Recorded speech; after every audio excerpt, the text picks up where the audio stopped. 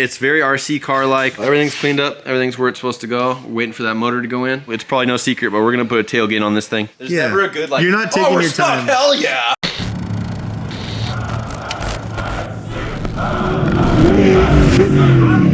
We're back with the updates. So this is pretty much ride height. If you guys can see it, it's a pretty cool little low thing. Yeah.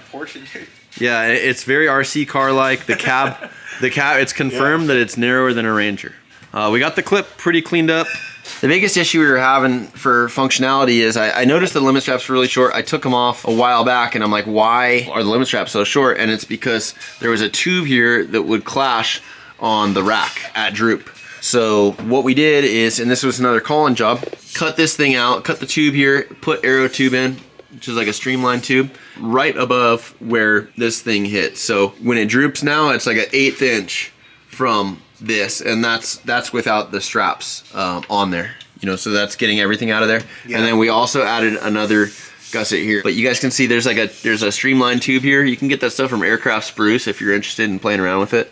It is very expensive, but for that application, it's perfect because when this thing droops now and the arm comes down, we got all the travel we could out of it. So obviously we covered the skid plate on the Lost update episode. Everything's just been cleaned up and everything's fully welded. You can see the reservoirs are in their mock-up place. I'm gonna take the clip off, but before that, GlassTech has helped us out with the mini fenders. We cut a pretty substantial amount off this thing. So inside here, like we just had like literally a strip of fender, and then what you do is you'd see through here and you'd see like the inside of the door.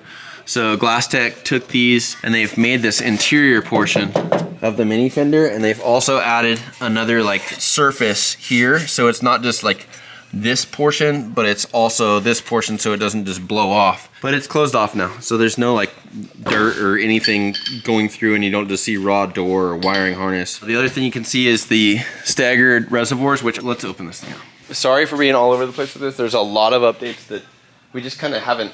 I haven't seen. Yeah. I want to see. Yeah. Yeah. So all this is welded. That wasn't welded either. Same thing, silicone bronze.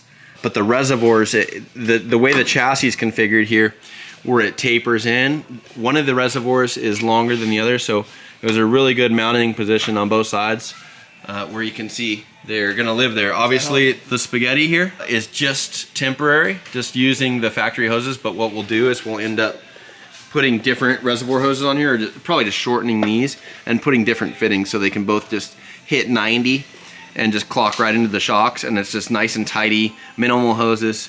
And it's a really nice packaging thing, and it's a really nice thing for adding nitrogen too. Everything's cleaned up, everything's where it's supposed to go. We're waiting for that motor to go in. All the steering is hooked up. It does steer. There's some unwelded parts in the bulkhead here, and that's it. So once this thing fully comes apart, where I can actually get in there and be comfortable, I'll weld it. Now it's a good time again to see the upper arm. That's our aero tube there. The thing with aero tube is there's a place for it and there's places not to use it, and it's really only available in like thin wall. So you just have to be thinking and kind of engineering what a good home for it is, and this was an optimal place for it. So this is just a connecting structure, and obviously like this is the other gusset that Colin notched on here just for strength and to kind of clean up that weird bung that was just hanging off the side there. So that's done. That's all over with. So functionally this thing is good. I did talk about doing another latch mechanism on the front clip, and I also do have valence material, so we are going to get the valence going like we talked about, and I know you're excited about that. I love that. And I'll make sure that it's a good one. I love that look. So that is part of the next cycle of things I got to get on here, and it's very minimal now. It's getting small and small and small. That's we're good. Oof, that's exciting. Morgan and I quickly talked about what was left, and dang, pretty stoked. It's not a lot. Yeah, it's not a lot. We can move to the rear. Another thing too, so for GlassTech, and I really wanted to just kind of plug them because they helped out, and on top of helping out, they did this stuff fast. I contacted them, man, maybe 5 days before the expo. They drove out to me, picked up the mini fenders, did the mini fenders. How incredible was that? It did the mini fenders first, and then they also, I talked to them about cleaning up the bedsides. So they also did like a 3-dimensional piece. So this glass just was the flat exterior surface, and they added all this return, and they got the angle that I wanted. Dude. Where it wasn't too inboard and it wasn't too like bonered out 90 like that. They got that thing perfect. What's so funny, man? You know, just I hate it when things boner out. You know. Oh, well, there's only one thing that's supposed to boner out. Yeah, that's not your bedside. You know. Not your bedside. So they did good, and I keep saying Colin, but he really helped on this thing. Hell yeah, Colin. Thank you. Thank you, brother. And you know, GlassTech, those guys are great. We'll drop their contact right here. If you guys have bought fiberglass and you guys want some modifications to it, like for a vision that you guys might have or some purpose, or something might be fitting a little off because sometimes it just happens, you know, you guys can reach out to GlassTech. Those guys are amazing, and we're very grateful for them. It's funny, for years, they've always been like, James, when you're ready, when you're ready, when you're ready. And you know what? I was ready, and Morgan was ready about 5 days before the expo. And you know what? GlassTech came in clutch. So thank you guys so much. They made my beautiful Fiberworks fenders look just even cooler. So they have a little bit of stuff to do on the driver's side that's not done yet. Yeah. But they got enough done to get it to the expo, and you know they also put like some kind of, either they just spray painted it or something, but they made them new again. Oh, it's beautiful. Morgan, are we going to talk about this? Oh yeah, we'll talk about everything. Okay, so this was a big question for people too at the expo. Okay. Like, cool. Now what? You know, they're like, are you guys gonna? And I was like, Morgan, are we gonna? And he's like, Yeah. So Morgan, take it away, dude. So obviously, like, there's a big cutout. You know, Parsons made himself pretty known for having his bedsides cut out, and it looks like maybe a beaver cut his. You know, like for a dam or something, just kind of. It was the raw horsepower of those BFG 40s, man. I think that's. Or a beaver mouth, but either way. A beaver. Yeah. Just kidding, Darren. This is just simply for functionality. We bottomed this thing out, and then for mounting the shovels, we wanted to make sure that when it articulated, everything was clearing. So it's not when the truck bottoms straight, but it's when it articulates and it gets close to bottoming out, the tire, you know, comes up probably 4 inches higher than the bedside. So as far as addressing that thing, I try to stay away from like the big, they call it like trophy truck style bedsides where it has that big rise in it. That's not for us. Yeah. I'm gonna say for us, just so I can make the call on that. I do like the flat tops. It gives it such a clean look, dude. Absolutely. It's what I've wanted for this truck, is to make it look as mellow as possible. Yeah, you know, you could say that, but yeah, you know. So I like the look. With that being said, we have panels in here we can talk about, but I think that we do like a three-dimensional shape here that has a rise that makes sense for this area. I don't get it, but I'm excited. Yeah, that's pretty typical. No, same. Yeah. Yeah. I'm always like, Morgan, just go for it, brother. It's probably no secret, but we're gonna put a tailgate on this thing. Yep. So if you imagine the tailgate will cover most of this. I caught my finger in a lathe today, so that's why it looks like that. But the tailgate will look like this, and then we'll have just enclosure. And what I mean by enclosure is just, you know, it seals everything off. And I think when it does that, we can have it start rising from the exterior of the bedside and come inwards. And then that's gonna cover some of that articulation and the wheel popping up there. So I'm gonna pull this bedside off and go from there. As you can see that there's more enclosure panels here. Talked about not doing these, but it just didn't make sense to not have these closed off. The exhaust is the only thing in here that we haven't put on the truck. It has its exit here with the bezel, but it comes out of here, gets captured up in the saddle, hose clamped, and then it exits the bedside. The sway bar linkage here needed to be shortened. When it articulated, it was crashing into the tire. It was about 3 inches higher, so when it would articulate, the tire would actually crash into this and it would limit it. And you'd probably pop a tire at that point. So took that thing down, just saved it, just chopped one side, used new bungs on the other side. Does that do anything to the performance or handling of it? No, we cycled it. As long as these things don't hyperextend when they droop out, like that's the thing. When you droop it out, sometimes if you articulate it at droop, it'll take that sway bar, like the arm and the link, and it'll like hyperextend it, and you don't want to get anywhere close to that. So as long as it cycles clean like that, and then when it bottoms out, it's not doing like really weird stuff, you know, where it's folded back, then you're good. There's kind of a clean window. Okay. You can modify it and tweak it just enough. This was another Colin job. I obviously did the layout, but just tried to make like a modular situation that's closed off. The fuel cell is still visible in there. The jack handle is in like we showed last episode, the spring-loaded thing. The coolers are ready for plumbing. The fuel cell is ready for plumbing. And then all this is just closed off and tidy, right? And it goes all the way to the cab. Another big comment that we got over there was how you guys like sanded it. Yeah, so it's a grain middle. People like that. It's like a two-tone. I call it a two-tone. Yeah.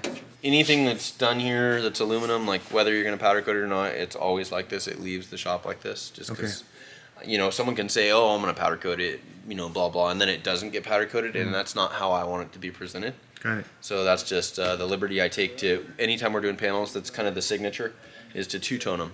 Okay. And with that, there's a grain that goes down in the middle of them, and then there's obviously like the DA, the orbital sander, for the outsides, and I'll cover that at some point on my stuff, you know, how to do that. But it's kind of been a signature thing that we do. Looks great, We're just going to keep it rolling, and it pops it, and it gives it the depth. Yeah, people were really pumped on that. Yeah. Man. Another thing is, this is big for me, is the shovels. Yes. Can you please explain the shovels? Absolutely. Because you say shovels. Plural, because for there's two. There's one. Yep.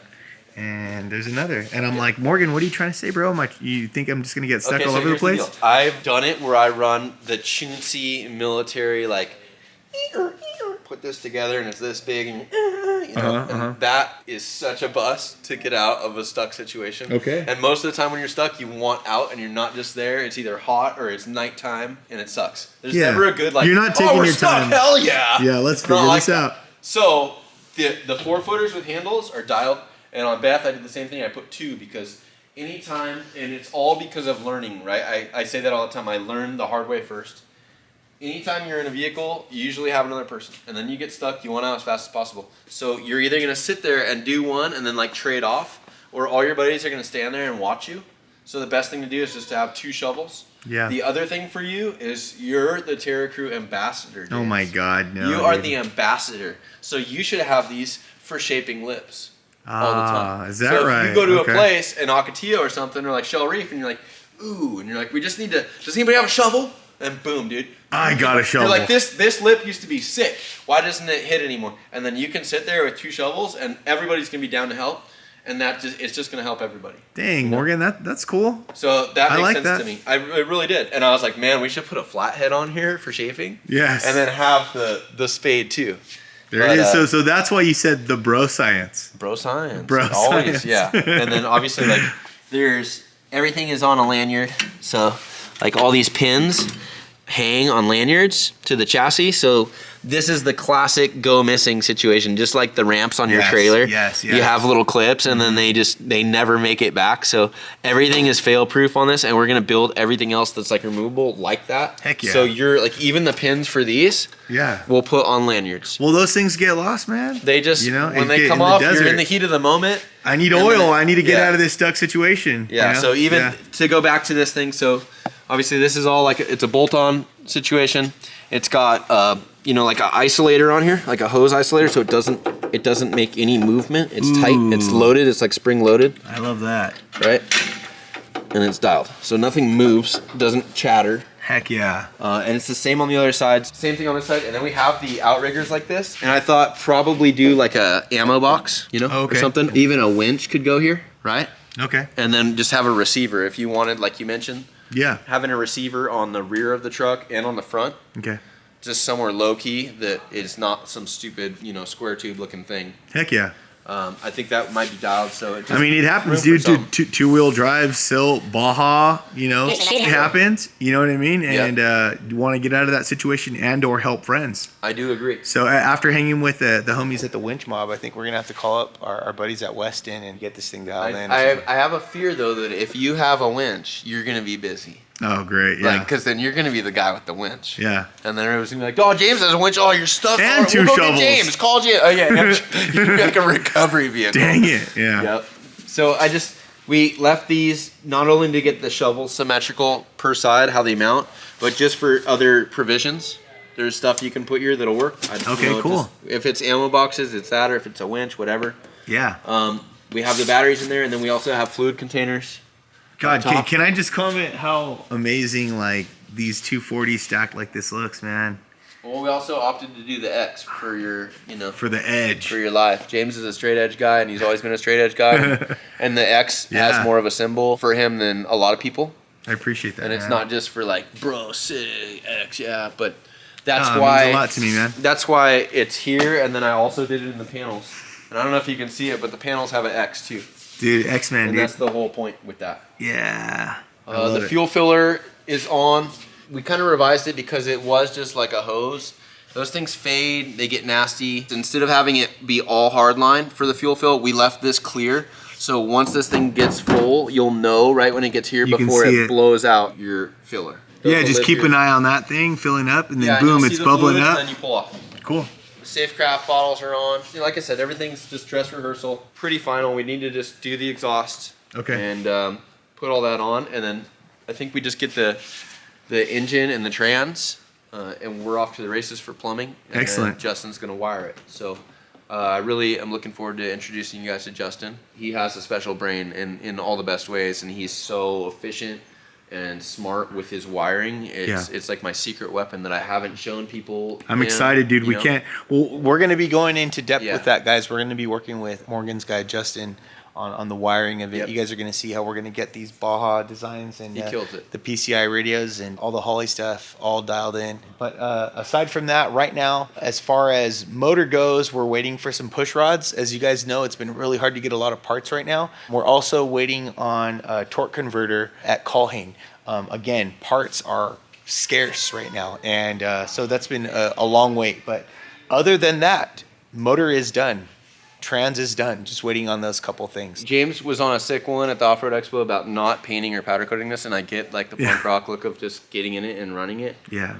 I'm totally good on that, you guys, but I think that for James's application, family, teaching, running Terra, this truck is not going to be something he can scrub on. Like, it doesn't work like that. And steel it, I know people love steel it, and I'm not bad-mouthing them, but even that has like a shelf life.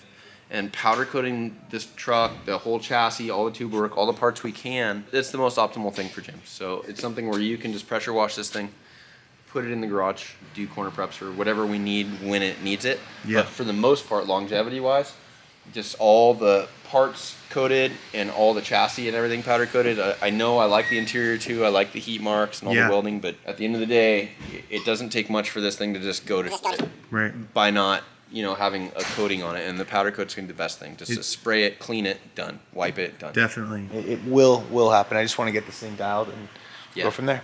Yeah. So. Cool, Morgan. Hey, is this where are we done? I'm sure there'll be little odds and ends, but that's like the main kind of meat and potato stuff we need to get done now, and then this thing's ready for plumbing. Right. We'll do plumbing in-house. Yes, sir. Colin's gonna take care of a lot of the hard line.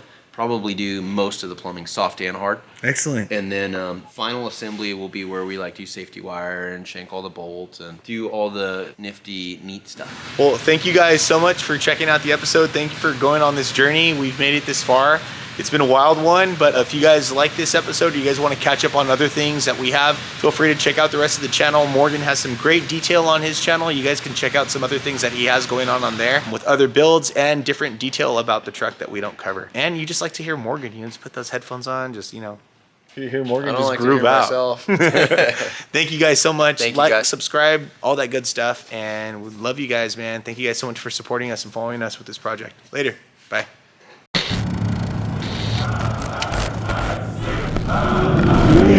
Yeah.